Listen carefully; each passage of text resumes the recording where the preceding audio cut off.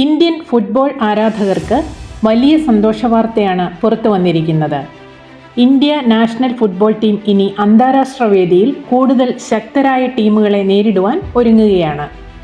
Unity cup 2026 എന്ന പേരിൽ 4 രാജ്യങ്ങൾ പങ്കെടുക്കുന്ന ടൂർണമെൻറ്റിൽ ഇന്ത്യയും പങ്കെടുക്കും.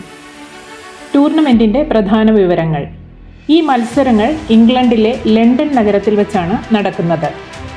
മെയ് 26 മുതൽ 30 വരെ നീളുന്ന ഈ ടൂർണമെൻറ്റ് 4 ടീമുകൾ തമ്മിലുള്ള നോക്കൌട്ട് ഫോർമാറ്റിലാണ് സംഘടിപ്പിക്കുന്നത്.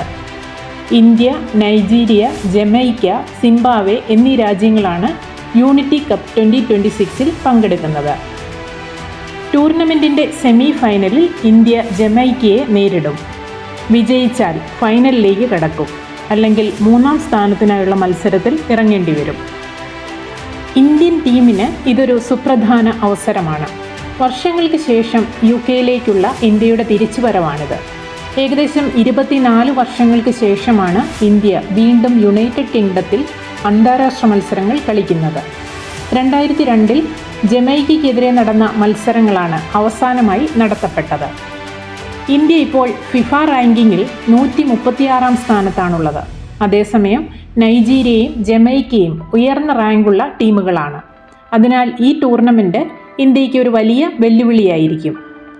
ഈ ടൂർണമെൻറ്റിൽ കൂടി ഇന്ത്യയ്ക്ക് ഒട്ടേറെ പ്രയോജനങ്ങളും ഗുണങ്ങളും ലഭിക്കും.